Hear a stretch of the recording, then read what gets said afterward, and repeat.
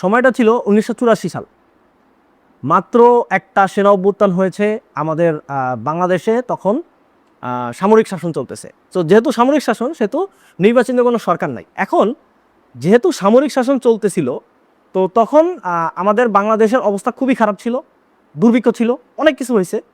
তো তখন খুবই মানে টাকা পয়সার দরকার ছিল। এখন সরকার কিভাবে, মানে যে সরকার প্রধান ছিল বেসিক্যালি, যেহেতু সংসদ ছিল না, নির্বাচিত সরকার ছিল না, যেহেতু স্বৈর শাসন ছিল, বা যেটাকে আমরা বলি হচ্ছে সেনা অভ্যুত্থান হয়েছিল, তো যেহেতু টাকা পয়সা ছিল না, তো টাকা পয়সা কীভাবে আনা যায় এটার চিন্তা করেই তখন রাষ্ট্রপতি যে ছিল সে একটা অধ্যাদেশ জারি করলো, যেটা আমাদের বাংলাদেশে আয়কর অধ্যাদেশ নামে পরিচিত ছিল। সো এই আয়কর অধ্যাদেশটা প্রায় 40 বছর আমাদের দেশে চলছে, ঠিক আছে, প্রায় 40 বছর।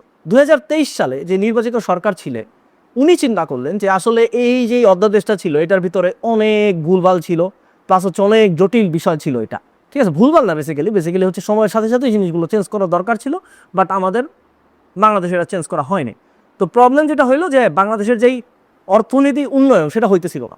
তো নির্বাচিত যে সরকার ছিল 2023 সালে, সে চিন্তা করলো যে আসলে এটাকে আপগ্রেড করা দরকার, আমরা যেভাবে সফটওয়্যার আপগ্রেড করি ওইরকম এটাকে আপগ্রেড করা দরকার। সো সে কী করলো, সে হচ্ছে অনেক আলাপ আলোচনার মাধ্যমে সংসদে একটা বিল পাস করলো, এবং সেই বিলটাই পাস হয়ে গেল জুন মাসে, এবং জুলাই মাসের 1 তারিখ থেকে আমাদের আয়কর আইন 2023 চালু হয়ে গেল। তার মানে এই যে 40 বছর ধরে কিন্তু আমরা একটা অধ্যাদেশের মাধ্যমে ছিলাম, যেই অধ্যাদেশটা চেঞ্জ হইল 2023 সালে এসে, এবং এইটাই ছিল আমাদের আয়কর আইন 2023-এর ইতিহাস।